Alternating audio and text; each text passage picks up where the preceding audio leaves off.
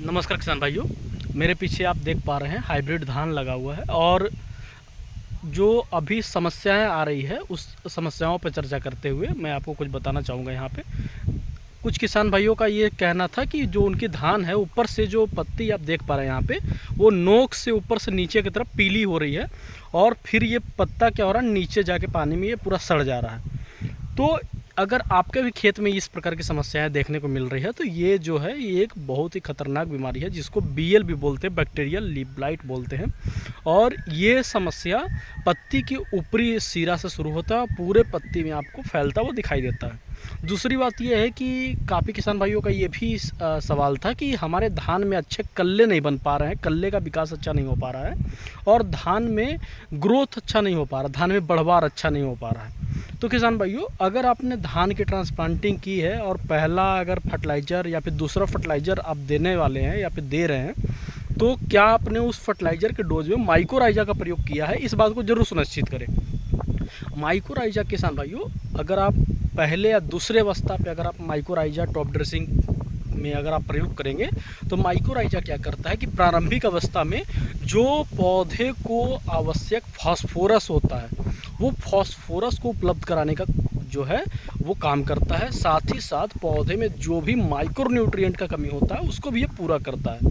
उसके अलावा पौधे में टिलरिंग और इम्यूनिटी ये दोनों विकसित करता है, जिससे पौधे में बीमारी भी कम आता है, इम्यूनिटी बहुत ही अच्छा होता है और साथ ही साथ टिलर्स जो नंबर ऑफ़ टिलर्स होते हैं वो बढ़ जाते हैं, कल्ले की संख्या बढ़ जाती है। और आपको देख पा रहे होंगे यहाँ पे कि बिल्कुल हरा भरा खेत आपको देखने को मिल रहा है और इसमें क्योंकि माइकोराइजा का प्रयोग किया गया है।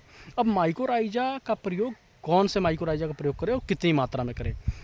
अगर आप माइकोराइजा की बात करें तो मार्केट में जो भी माइकोराइजा आता है आप उसमें से किसी माइकोराइजा का प्रयोग कर सकते हैं।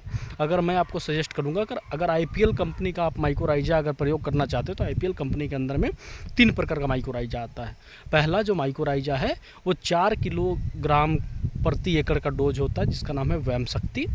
आप इसको 4 किलोग्राम प्रति एकड़ के साथ यूरिया के साथ आप टॉप ड्रेसिंग में मिलाकर प्रयोग कर सकते हैं। दूसरा जो माइकोराइजा आता है आईपीएल बायोलॉजिकल का, वो आता है वैम एचडी के नाम से, जो कि 100 ग्राम प्रति एकड़ का डोज होता है। ये पाउडर फॉर्म में होता है और हाई डेंसिटी में होता है। ये तेज़ी से घुलनशील होता है, जब आप इसको मिलाकर डालेंगे तो पूरे खेत में ये एक बराबर फैलता है और बहुत ही तेज़ी से फैलता है। तीसरा जो माइकोराइजा है वो है लेक्सा के नाम से आता है, जो कि 2.5 किलोग्राम प्रति एकड़ का डोज होता है।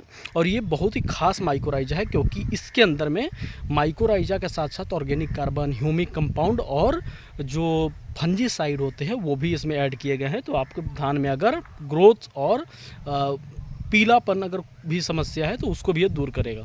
और सिर्फ आप अगर माइकोराइजा लगा रहे हैं जैसे कि वैम शक्ति या वैम एचडी, तो आप उसके साथ स्यूडोमोनास फ्लोरेसेंस जो आईपीएल बायोलॉजिकल का फसल रक्षक के नाम से आता है, आप इसका प्रयोग 2 किलोग्राम प्रति एकड़ के हिसाब से आप इसमें कर सकते हैं। अगर ये आप करेंगे तो आपको बीएलबी, ब्लास्ट, ब्लाइट कोई भी समस्या धान में देखने को नहीं मिलेगा और ग्रोथ भी बहुत ही सही होगा।